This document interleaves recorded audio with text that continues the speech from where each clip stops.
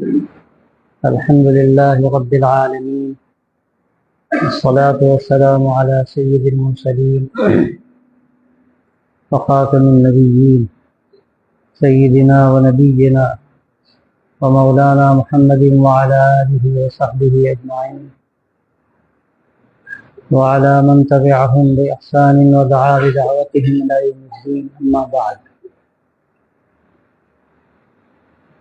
أعوذ بالله من الشيطان الرجيم. ظهر الفساد في البر والبحر بما كسبت أيدي الناس ليذيقهم بعض الذي عملوا لعلهم يرجعون. صدق اللہ العظیم.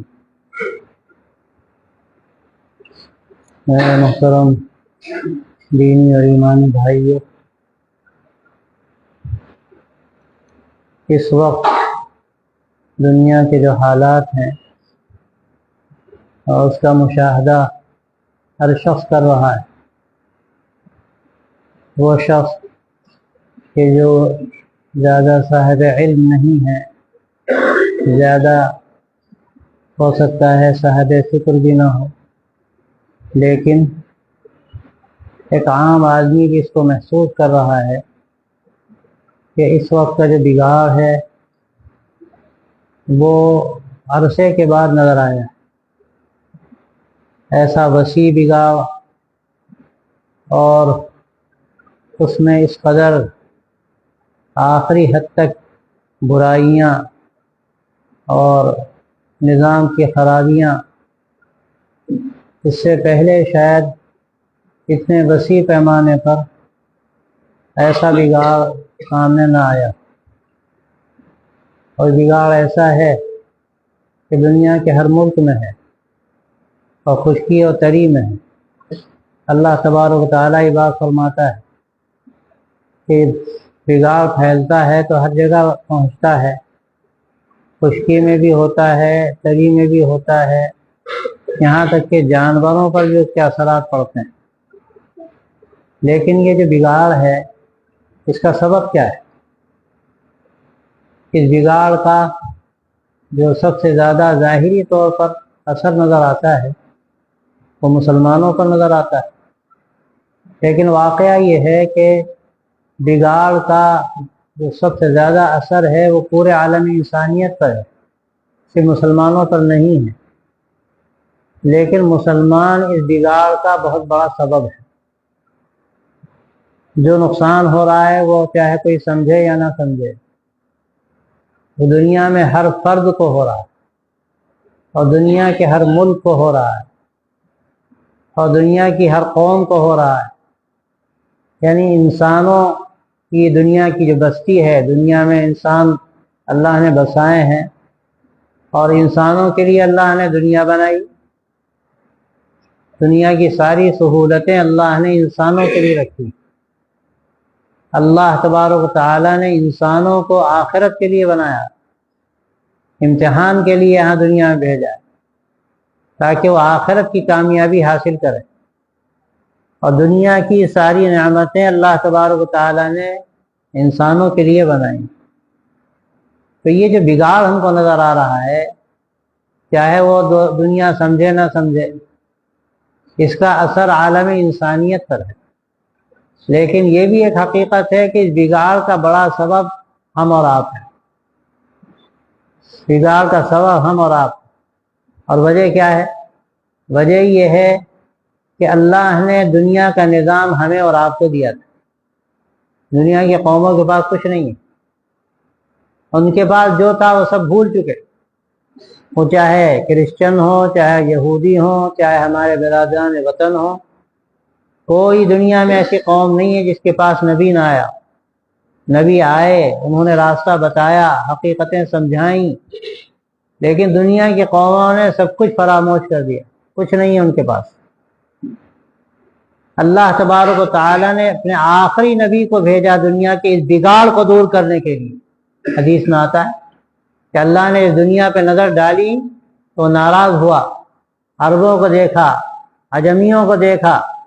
اس کا امکان تھا کہ اللہ کا فیصلہ ہوتا، دنیا ختم کر دی جاتی، لیکن اللہ کو دنیا باقی رکھنی تھی، اللہ کو دنیا میں ایک نیا نظام برپا کرنا تھا۔ اللہ نے اپنے آخری نبی صلی اللہ علیہ وسلم کو اسی لیے بھیجا کہ دنیا کی چول جو اپنی جگہ سے ہٹ گئی ہے، اس چول کو پھر بٹھایا جائے۔ بعثت سے پہلے کا زمانہ دیکھیے اور بعثت کے بعد کا زمانہ دیکھیے۔ بعثت سے پہلے حال کیا تھا انسانوں کا؟ جانور تھا انسان۔ لکھا ہوا ہے کہ جو بڑے بڑے امپائر تھے، بڑی سلطنتیں تھیں، ان کے کھیل یہ تھے کہ وہ اسٹیڈیم میں شیر کو چھوڑ دیتے تھے، چیتے کو چھوڑ دیتے تھے اور انسان کو چھوڑ دیتے تھے۔ بڑا پہلوان، اور چیتے کی، جانور کی اور انسان کی لڑائی ہوتی تھی، کیا نتیجہ نکلے گا اس کا؟ تو بیچارہ انسان کتنے دیر برداشت کرے گا؟ کچھ دیر تو وہ بہت طاقتور ہوتا تھا اور کچھ پینترے بھی جاننے والا ہوتا تھا، مقابلہ کرتا تھا، لیکن پھر نتیجہ یہ نکلتا تھا کہ وہ جانور اس کو چیرتا تھا، پھاڑتا تھا، اور وہ سب سے زیادہ ان کے لیے حسین منظر ہوتا تھا جو وہاں لوگ بیٹھے ہوئے ہوتے تماشا دیکھنے والے۔ جانور انسان تھا۔ اور بھی جانے کتنے واقعات لکھے ہیں، یعنی تعیش کا عالم یہ تھا کہ جب یکگیر بھاگا ہے تو اس کے پاس کہا جاتا ہے 1000 گویے تھے، 1000 باورچی تھے، 1000 شکرے اور باز پالنے والے تھے، اور کہتا تھا کہ اتنے چھوٹے عملے کے ساتھ میں کیسے گزارا کر سکتا ہوں۔ وہ گزرا کسی جنگل سے، پیاس لگی، جھونپڑا تھا، پانی مانگا، آب خورے میں مٹی کے پیالے میں جب پانی دیا گیا تو کہنے لگا کہ میں تو سونے چاندی کے برتنوں میں پانی پیتا ہوں، میں پانی مٹی کے برتن میں پیوں یہ مجھ سے نہیں ہو سکتا، میں مرنا گوارا کروں گا مگر اسے پانی نہیں پیوں۔ یہ انسان جب آدمی غلام ہوتا ہے تو اس کا حال یہ ہوتا ہے۔ انسان کبھی دوسرے کا غلام ہوتا ہے، کبھی خود اپنے نفس کا غلام ہوتا ہے، اپنی رسموں کا غلام ہوتا ہے، اپنی عادتوں کا غلام ہوتا ہے۔ اس غلامی سے بڑھ کر کوئی غلامی نہیں ہو سکتی۔ آدمی دوسروں کی غلامی سے پیچھا چھڑا سکتا ہے، لیکن اگر اپنے عادتوں نفس کا غلام ہو جائے تو اس سے پیچھا چھڑانا آسان کام نہیں۔ اللہ کے نبی صلی اللہ علیہ وسلم کو اللہ نے اسی لیے بھیجا۔ حضرت ربعی ابن عامر نے جو جملہ کہا ہے وہ آخری جملہ ہے، لنخرج من شاء من عبادت اللہ من عبادت الاوثان الى عبادت اللہ وحدہ ومن ضیق الدنیا الى سعۃ الدنیا والآخرہ۔ یہ اصل اس میں حکمت کی اور نقطے کی بات ہے، اس کو لوگ نہیں اس پہ غور کرتے کہ اللہ تبارک و تعالیٰ نے ہمیں اس لیے بھیجا، اللہ نے اپنے نبی کو اس لیے بھیجا کہ ایک تو توحید کا پیغام عام کیا جائے، دنیا کو ایک اللہ کی بندگی میں لایا جائے، ایک اللہ کی بندگی میں لایا جائے، ایک اللہ کے سامنے اللہ کے بندوں کو جھکایا جائے۔ اللہ کے بندوں نے دوسرے اللہ کے بندوں کو جو غلام بنا رکھا ہے اس سے ان کو نکالا جائے اور تمام اللہ کے بندوں کو اللہ کی غلامی میں لایا جائے، توحید کا سبق ان کو دیا جائے۔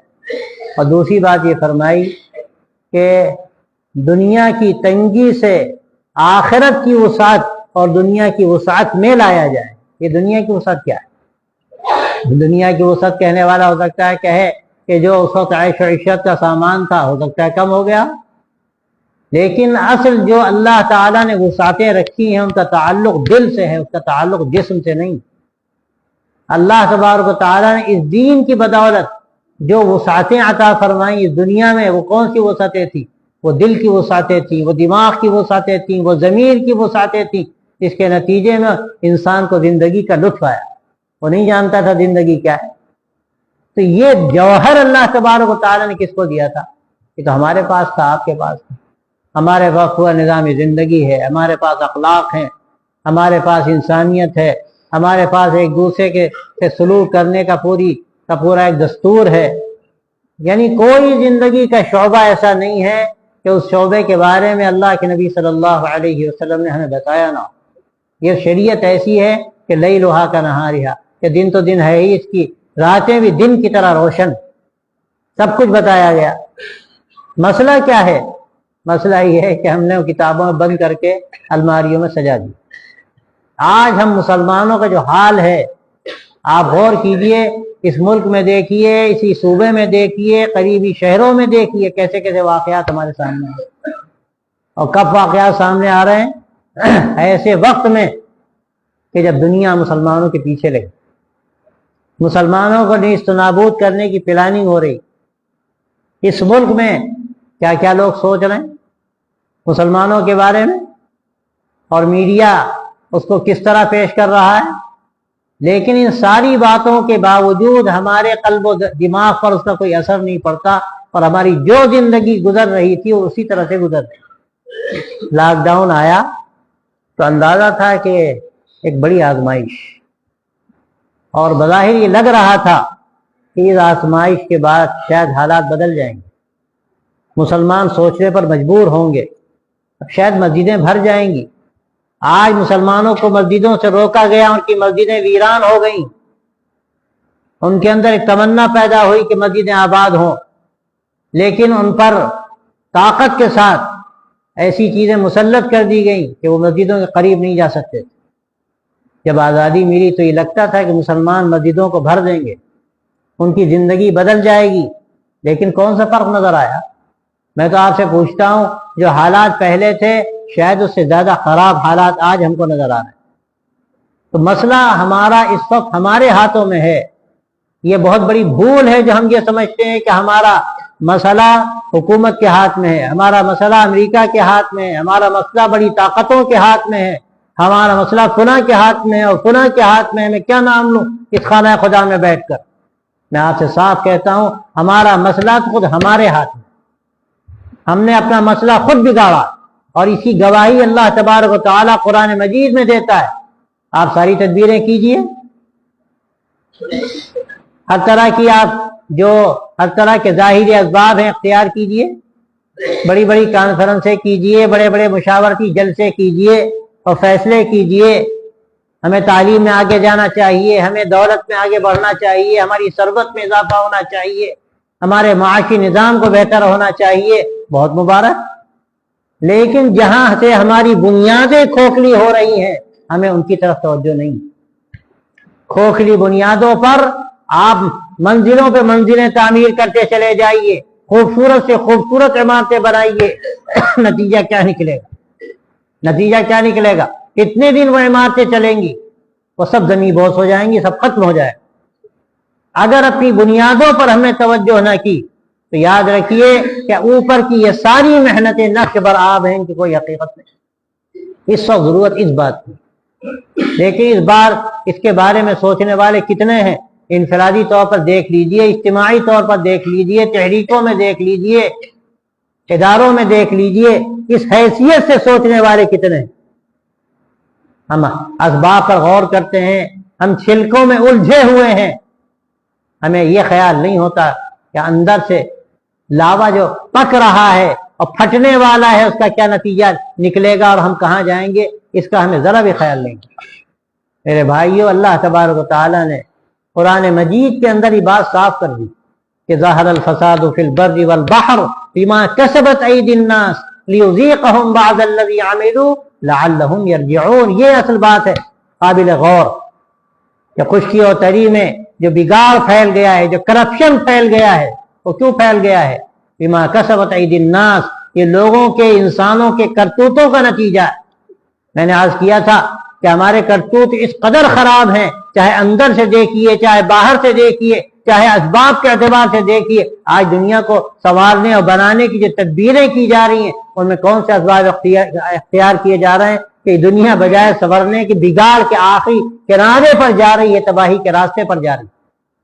کیسی کیسی فیکٹریاں قائم ہو رہی ہیں، کیسے کیسے ایٹمی تجربات کیے جا رہے ہیں، اور فضاؤں میں ان کی کیا اثرات پڑ رہے ہیں، اور کیسی کیسی بیماریاں آج سماج میں ہمیں نظر آ رہی ہیں۔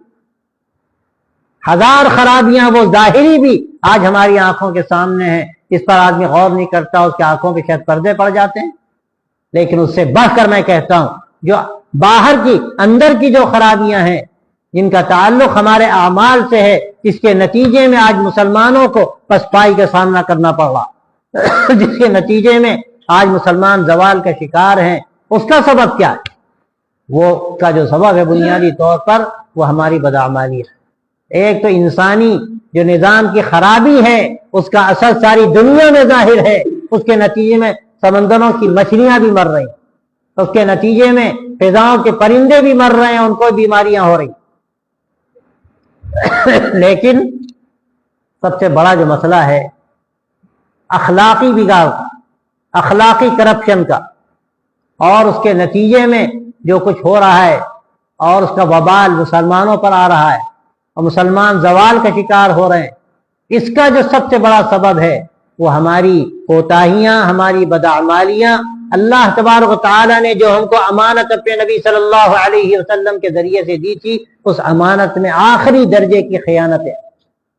یہ سبب ہے ہمارے زوال کا۔ کوئی اس کو مانے یا نہ مانے، نہ مانے تو قرآن کا انکار کرے۔ قرآن مجید یہ بات کہتا ہے، ایک جگہ نہیں دسیوں جگہ کہتا ہے، ما اصابکم من مصیبت فبما کسبت ایدیکم، یہ مصیبت آتی ہے تمہارے ہاتھوں کی لائی ہوئی ہوتی ہے، غور کرو اس پر۔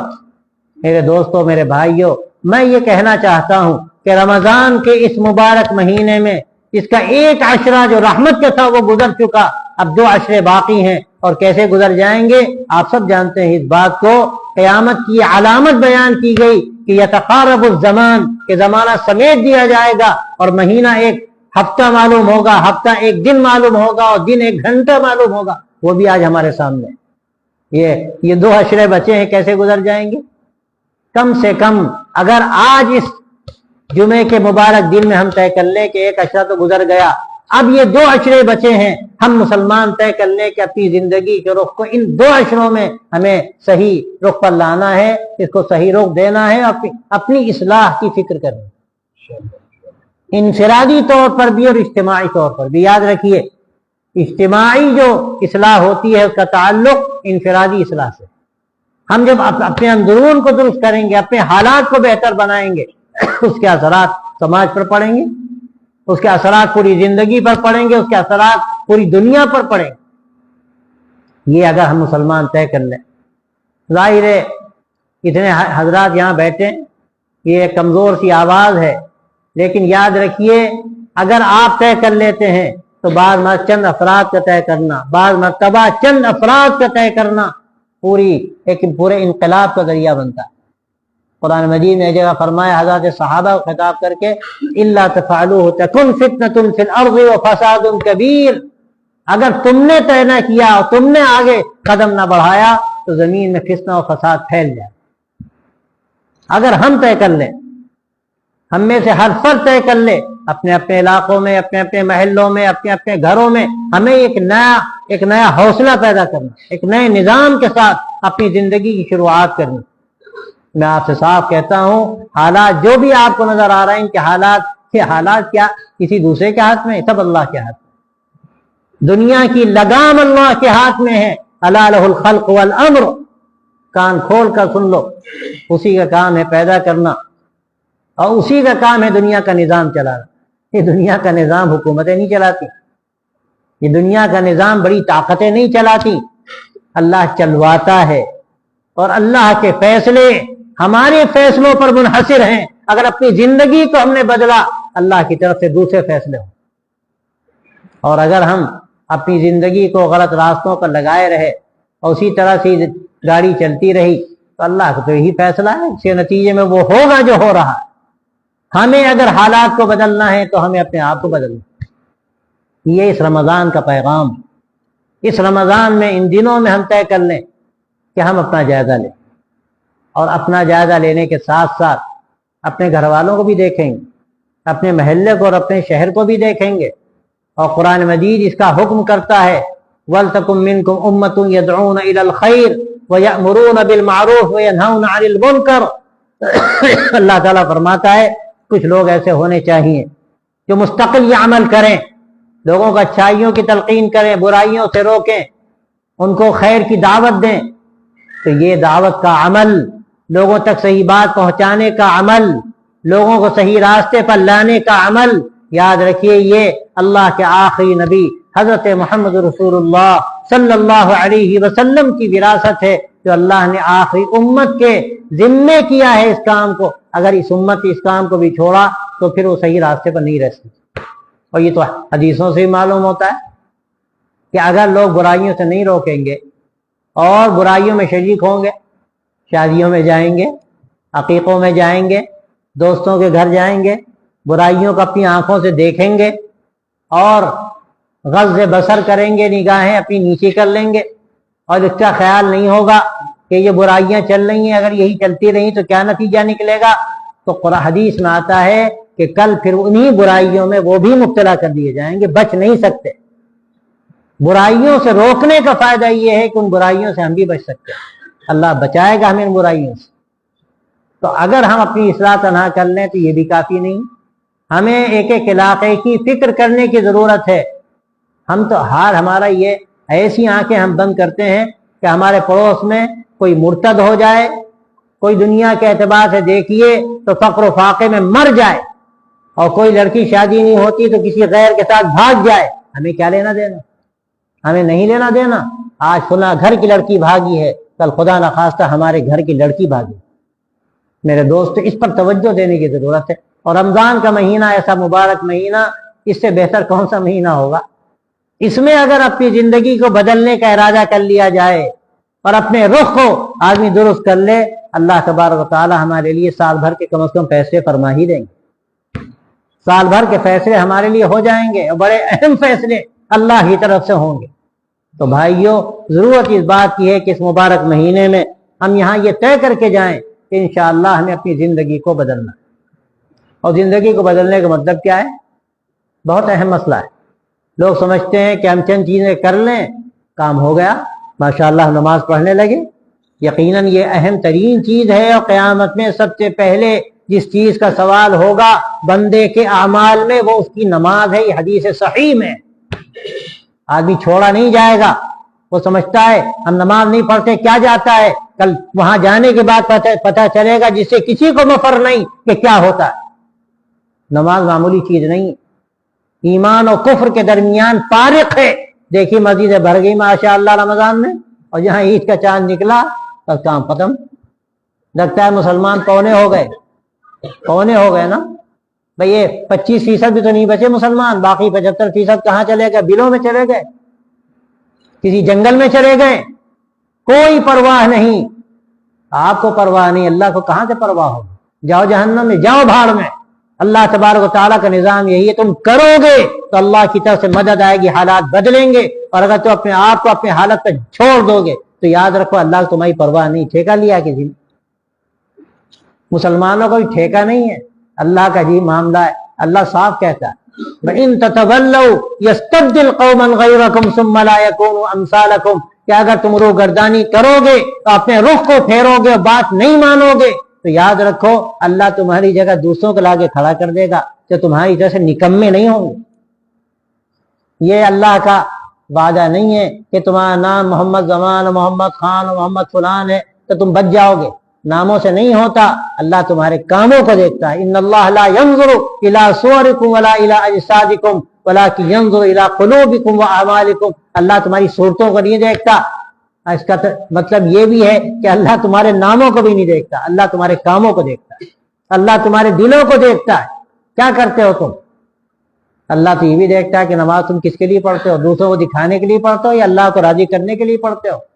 اللہ تو یہ بھی دیکھتا ہے تلاوت کس کے لیے کرتے ہو، دوسروں کو سنانے کے لیے کہ لوگ کہیں ماشاءاللہ بہت زبردست شاندار تلاوت کرتے ہیں، مزہ آ گیا۔ ہاں، اللہ سب دیکھتا ہے۔ اللہ تبارک و تعالیٰ کی نگاہ ہمارے دل کے گہرائیوں تک ہے، ہمارے دماغوں کے اندرون تک ہے، کیا پک رہا ہے۔ ہمیں اپنے آپ کو بہت سنبھالنے کی ضرورت ہے، اور یاد رکھیے کہ اگر آج اپنے آپ کو ہم نے نہیں سنبھالا، کل وہ وقت نکل جائے گا کہ اپنے آپ کو ہم سنبھال سکیں۔ فیصلے ہو جاتے ہیں تو فیصلے اللہ کی طرف سے بدلتے نہیں ہیں۔ لا مبدل لکلمات اللہ، اللہ کے کلمات نہیں بدلتے، اللہ کا نظام ہے، ایسا کرو گے تو ایسا ہوگا، ایسا کرو گے تو ایسا ہوگا۔ تو بھائیو دوستو، اس مبارک مہینے میں طے کر تبدیلی لانی ہے، اور میں نے جو عرض کیا تبدیلی کیسی لانی ہے، نمازوں کا اہتمام بھی کرنا ہے، فرائض کا اہتمام بھی کرنا ہے، حقوق و واجبات کا اہتمام بھی کرنا ہے۔ کس کا حق ہمارے ذمہ؟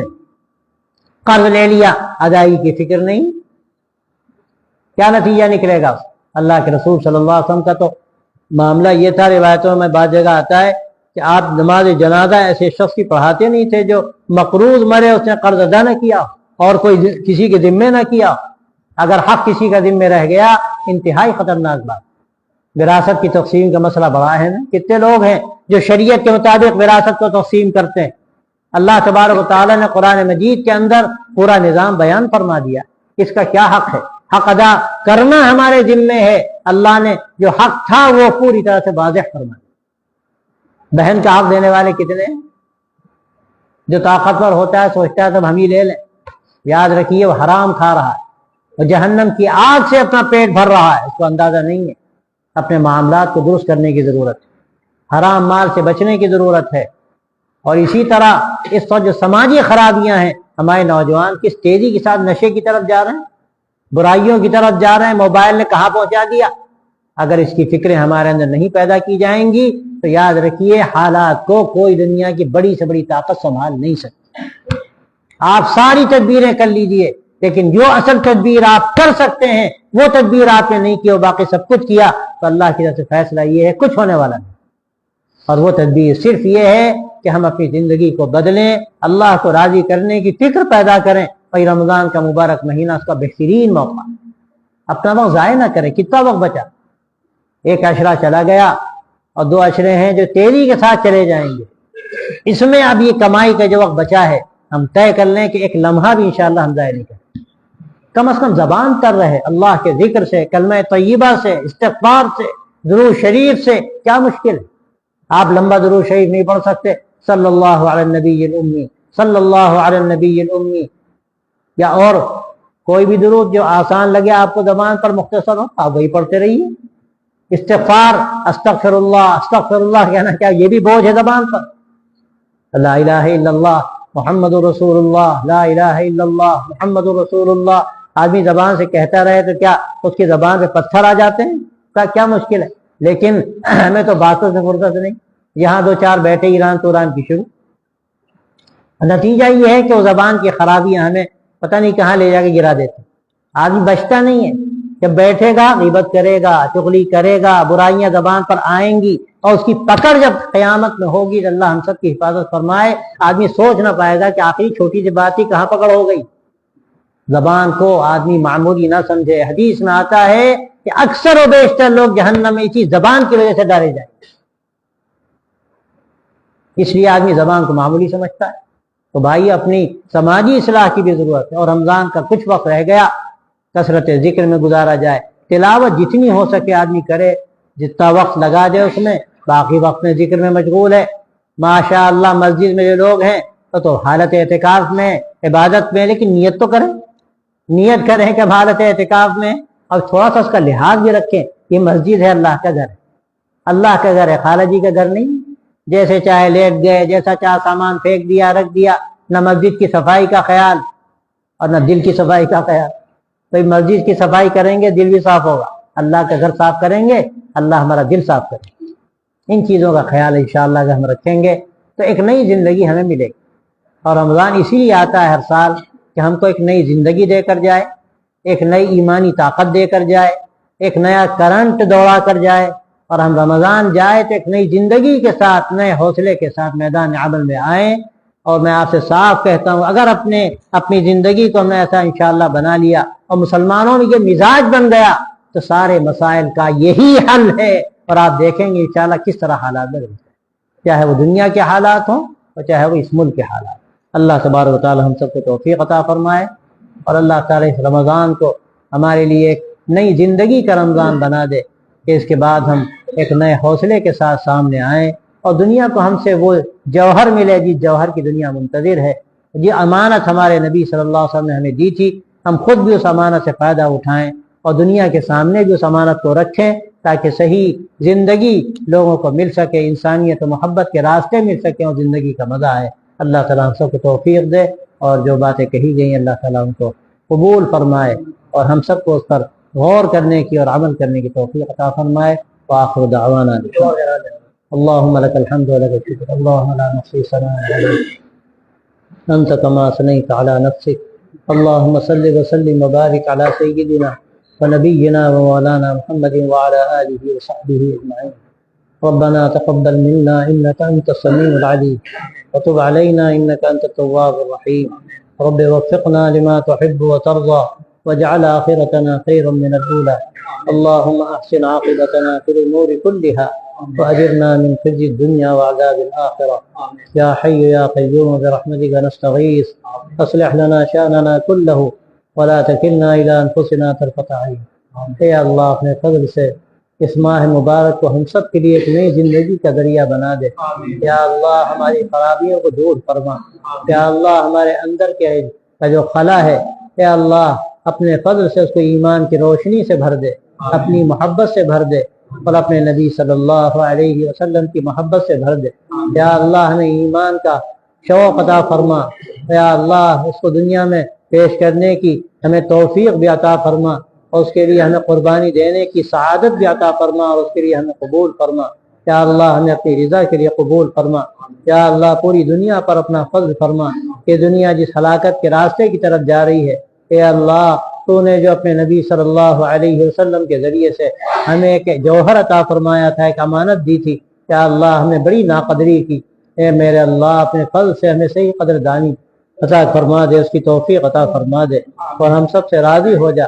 یا اللہ دنیا کے لیے ہمیں مثال بنا دے، نمونہ بنا دے، ہماری زندگی کو نمونہ بنا دے. دنیا کو جس کی ضرورت ہے اے اللہ اس مبارک مہینے کو ہماری زندگی کے لیے ایک بہت ایک انقلاب کا ذریعہ بنا، ایک بہتر انقلاب کا ذریعہ بنا اور اپنی رضا کا ذریعہ بنا. یا اللہ زیادہ زیادہ فائدہ اٹھانے کی توفیق عطا فرما. اور یا اللہ جو خرابیاں ہیں ان کو دور فرما، جو بگاڑ ہے اس کو دور فرما. یا اللہ ہمارے دل و دماغ کو روشن کر دے، اپنی محبت سے اپنے ایمان کی روشنی سے روشن کر دے. یا اللہ ہم سب سے راضی ہو جا. جو وقت باقی ہے یا اللہ اس سے صحیح فائدہ اٹھانے کی توفیق عطا فرما. اور یا اللہ شب قدر کی نعمت ہم سب کو نصیب فرما. یا اللہ اس کی برکات پورے دنیا کو نصیب فرما. اور جو خرابیاں دنیا میں پھیلی ہوئی ہیں یا اللہ اپنے فضل سے ان کو دور فرما دے. جو لوگ ظلم پر کمر بستہ ہیں یا اللہ ہماری بدعمالیوں کا نتیجہ ہے کہ ہمیں احساس ہے، لیکن یا اللہ تو قدرت قادرہ سے ان کو ظلم سے روک دے. تو یا اللہ جو مظلوم ہیں، جو پریشان حال ہیں ان کی مدد فرما.